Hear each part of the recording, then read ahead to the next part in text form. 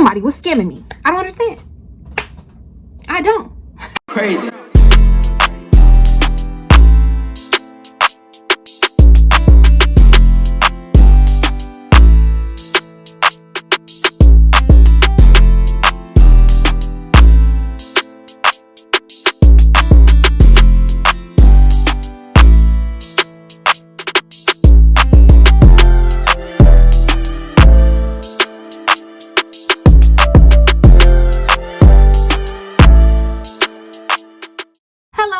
And welcome to my channel. If you are new to this channel, Gigi's Thrive Guide, welcome and nice to meet you. I'm Bernice or Gigi, and thank you so much for choosing this video. Now I'm going to get into the topic of this video because I feel like the topic is extremely importante, and I'm not going to leave nothing out. I'm not going to sugarcoat anything because I've been realizing a lot of people, they sugarcoat this topic too much. Okay, today we're going to be talking about living in Miami.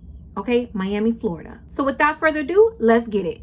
So in terms of coming to Miami or thinking about moving here or just simply wanting to visit and travel, number one, you have to be prepared for the culture shock. Okay, the culture shock. Yes, I said it. When you come here, in terms of culture, you are going to get a mix of Haitians. I'm Haitian. Woo woo. Venezuelans, Cubans, you name it, Indians, Asian, like every single culture ever. So if you are a person who you don't really like to be around a huge cultured society, you don't really like to try new things, you don't really like to try new foods, things of that nature, no, this place, this city is not for you, ma'am or sir. It's not. Because honestly, truly, me coming from a more calm background, I was born and raised in West Palm Beach, Florida. I also went to college at the University of Florida. Go Gators. Both places, Gainesville, Florida, West Palm Beach, Florida, calm. Older people, quiet, you know, not very diverse, just a little diverse. You might catch a few nations outside, but more than likely they're going to be inside. Okay, so me coming to Miami, especially me coming during the pandemic last year, 2020, it was a huge culture shock for me because I was literally around so many people, so many nationalities, people that I never knew of. I learned a little bit of Spanish, especially since I started working here. So it was new. Everything was new to me. But I'm happy that I came here because I love learning about different cultures. I love trying new foods. Okay, on this channel, you're going to get all the videos. I'm gonna put y'all on to all the foods to try, all the restaurants to try, literally specifically in Miami, Florida. Okay, so if you are someone you like to try out new things, try new cultures, pull up to Miami. I highly recommend. Number two, the truth, traffic. Okay, we're gonna just, like I said, we're gonna get real. Traffic is outrageous. That's why I call Miami literally the New York of Florida. Miami is literally the New York of Florida. Why? Because the traffic out here is crazy, berserk, wild. Literally, I could leave my apartment and go out and try to go to a Publix literally in the middle of the week. Guess what? It will be packed. The Walmart will be packed. The Publix will be packed. The Target will be packed. Parking is going to be a headache, right? People out here drive like they have somebody pregnant in their back seat and they need to hurry up and get to labor. Like they are on go. That's why I call it the New York of Florida, because people out here, they don't care. Like they will run you over. They will literally run you over. Like I literally, one encounter I had, right, my about third month living here, I was driving on the road right outside of my apartment, leaving at the stoplight, right? I had a truck driver. When I say a truck driver, a Big Mac truck, okay? I had a Big Mac truck driver behind me, right? I'm driving, I stop at the stoplight. The light is red, of course. I'm waiting. Boom, the light turns green. I start to take off. Because I'm not going fast enough, literally a 0.1 second from when the light changed to green, this truck behind me is beeping. Like, why are you beeping? It's not my fault if you were late to work, one, right? It's not my fault if you are hungry, you need to go get you some food. Like, unless somebody in your family is dying or you're dying or something crazy is happening, you should not be beeping. Like, because then I'm gonna get hot. I'm gonna get mad. I'm the type of person in traffic, I just general, driving, anything I do, I really do not like impatient people.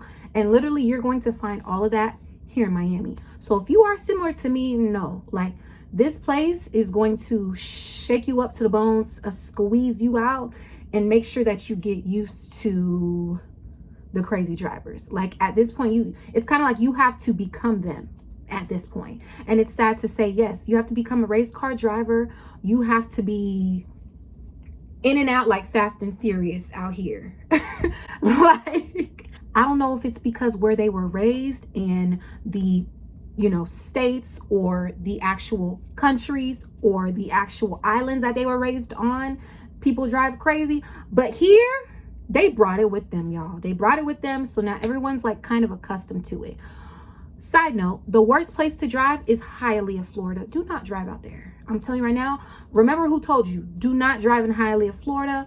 For some reason, the drivers out there, for some reason, it's like they can't see. I don't know what the problem is. It's like they don't have no patience. Like patience does not run through their blood. Now, number 3, which I would say is more like an upside. I love the fact that there are always things to do, right? We have Bayside Marketplace, video coming soon. Stay tuned. Make sure you subscribe. You have Brickell City Center to visit. You have South Beach, even though it's very ghetto at this moment. Like South Beach is getting so ratchet, y'all, so hood. It used to be so bougie, upscale. I don't know why, but I think it's mainly tourists. Sorry, tourists, but y'all been trashing the oceans. For those of y'all who have seen news lately, oceans trash just because of tourists on spring break. But that's a whole nother video, a whole nother topic to talk about, right? So South Beach itself, it is a different destination to go to if you're trying to go boating or jet skiing or literally to the beach, even though the beaches look a hot mess right now. Anyway, then you have Wynwood, which is literally my favorite. I love Wynwood because it's pretty much like you get to see art, experience art galleries, right? And you get to go to different restaurants, amazing restaurants, places to eat like Koyo Taco, Dukunu Jamaican Kitchen, like amazing spots to eat at, which I'm also going to do videos on. Make sure you stay tuned. Then you also have Midtown Miami and Miami Design District. So these are all main spaces and places that are hot and popping when it comes to brunch, lunch, dinner, anything you name it. Okay, you could find it out here. Going on a pedal pub, bike riding, scootering, Uber scootering. All of it is so lit. Like that's literally what I love because it's always something to do. Now, as stated before, the downside to all of that having things to do is the amount of people. Sometimes you probably can't even get into a restaurant because there's so many people. Sometimes you have to literally make reservations months in advance. Yes, I said months because, right, this is a hot city, a hot space that people all come to. So it's like you're having to blend in with them, mix in with them. There's never no peace, bruh. Unless you live out in the outskirts, closer to the Everglades or something, ain't no peace. Ain't no peace out here.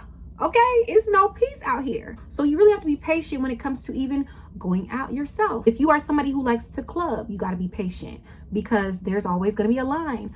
Bouncers are going to charge you a lot of money on purpose because simply why? Because it's Miami. If you look a certain way, they might charge you more or less because it's Miami. Like it's a hot bed for people, for things to do. So number 4 is the living, right? So I've lived in Miami for a whole year now. Living in Miami is a whole different ball game, right? Pretty much, I'm gonna just put it simply like this.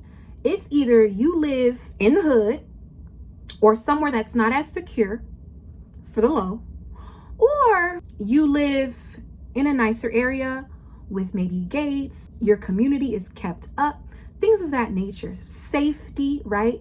Doral, Miami, for example, is a very safe space to live in. Kendall, Miami, some parts are very safe spaces to live in. But then again, these places are far from the actual city life, right? If you want to live directly in Brickell or the city itself, listen, all these different places range in pricing, right? So of course, you live in the city, you live where everybody want to be at, you live near the water, you got an ocean view, what? You're paying the big bucks, okay? You are paying the big bucks. Some people have roommates. I used to have a coworker who had a roommate and he lived in Brickell. I don't know how he did it because it's like getting in and out of Brickell is a headache itself, right? So first you have to figure out like, okay, what location do I want to live in? I chose to live in a farther west location within Miami. So yes, I'm far from everything, but I am in a more safe space with I would say less people compared, of course, compared to downtown for sure. But the pricing high. The pricing was very high for me living in a 1-bedroom apartment, right? Because of what I was looking for. I'm a female. I don't want to just live anywhere because it's cheap, right? There's a lot of cheap spots in North Miami. There's a lot of cheap spots in Miramar, which is not far at all. But your girl is not looking to live in those areas, right? I'm a bougie person, so I wanted something that was at least up to par with the type of person that I am. I do not like feeling uncomfortable when I walk outside to my vehicle. I do not want my car to be broken into, right? All these things you have to take into account. So make sure you are looking up crime rates. You are looking up news, right? Before you move to a specific location. Like I said, I recommend places like Kendall and Doral. Yes, they are more pricey, but you will be safe. Places like apartments.com, no, they're lying. Because when you call a place, they're going to say, oh yeah, you're paying that $1,400 just for the place. You also have to pay for electricity, water, garbage, your parking, right? Your transponder to get inside, your garbage, again. It's so much. Like, that's why you have to stay informed. You always have to keep researching. Research, okay? And this video is your first stop to researching. So like I said, say for instance, you're looking to live here, you go to apartments.com or you find a realtor. Make sure you are literally filtering out your budget, right? How much do you want to spend every month? If you want to spend $1,400 a month, that's your cap.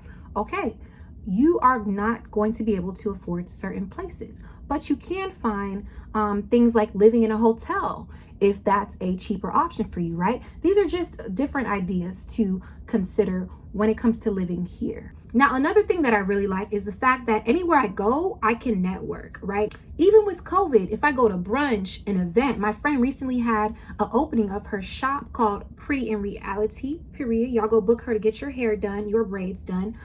I met so many people and it pretty much pushed me out of the box that I'm used to. I'm used to staying at home. You know, I'm used to being a homebody. So literally, like, coming out here, you will be able to meet so many people, make so many connections, especially if you are young. Like me, I'm trying to become a thriving entrepreneur, right?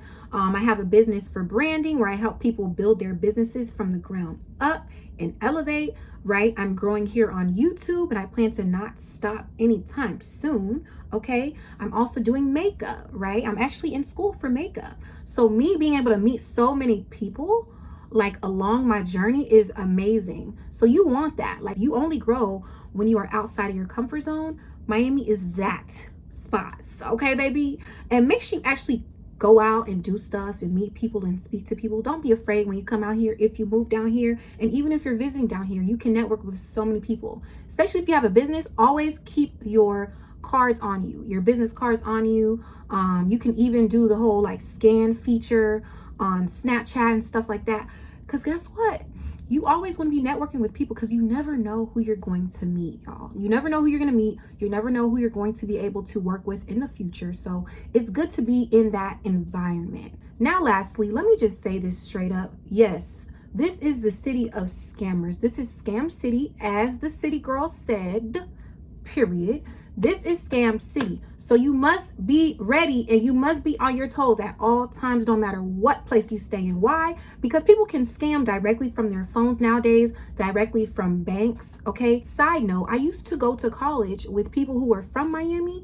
So they brought their whole scamming habit to Gainesville, Florida.